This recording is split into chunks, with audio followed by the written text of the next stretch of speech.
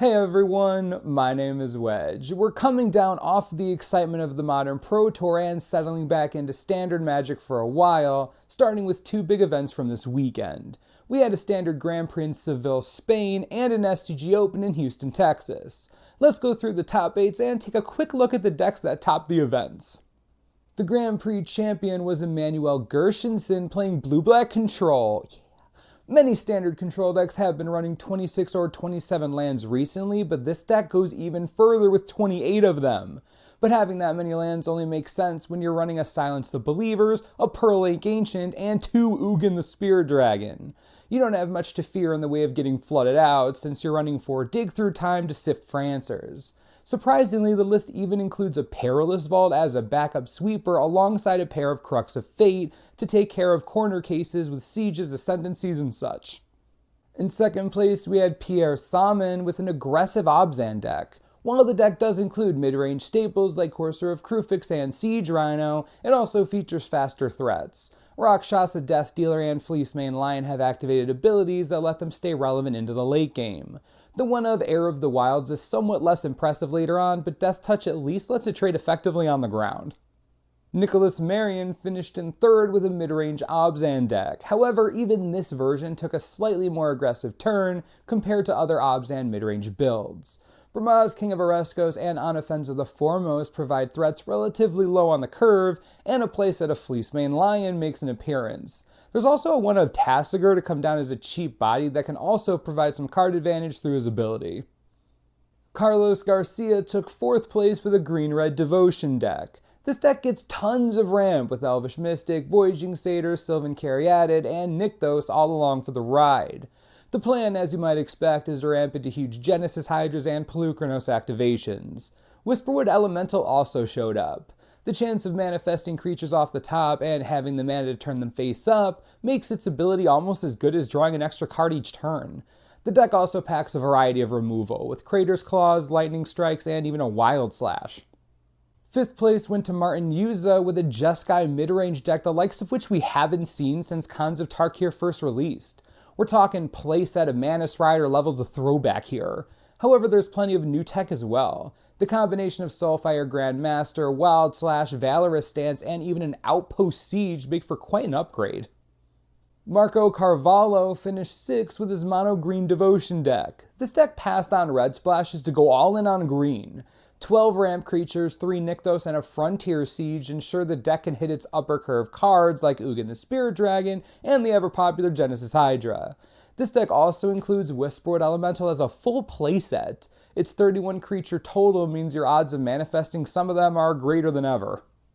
Marcos Antonio Cordero Valle took Blue-White Heroic to a 7th place finish. This deck hasn't changed a ton since we last looked at it. That was when it dropped Heliod's Pilgrim in favor of running more enchantments straight up. This version of the deck did run one Triton Tactics. The more efficient of the on-color double heroic enablers, Tactics also protects creatures from damage-based removal and gives the deck a defensive boost. We had Alexander Haber in 8th place with Sidisi Whip, a deck we haven't seen in a while. Adding Tasigur to this deck is pretty obvious. You have enough self-mill that he'll never actually cost you 6. Less obvious but no less powerful here is a one of Torrent Elemental. It's a one of because that's all you need. If you mill it off or it gets destroyed, you can whip it back. If it gets exiled by removal or by whip, you can bring it back from that too.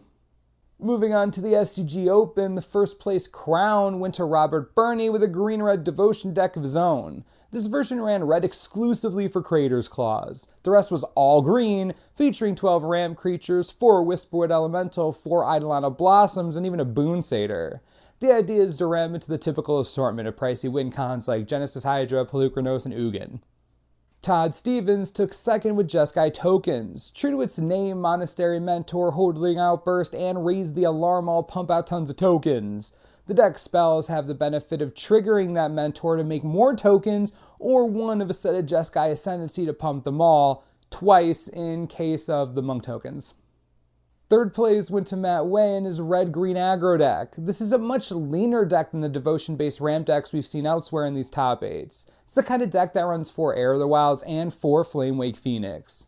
The deck also features the top 8 debut of one of the cons from Tarkir's distant past, Yasova Dragonclaw. Beyond her ability to active treason anything with 3 or less power, bestowing a Boon Satyr can broaden her range to steal even bigger creatures.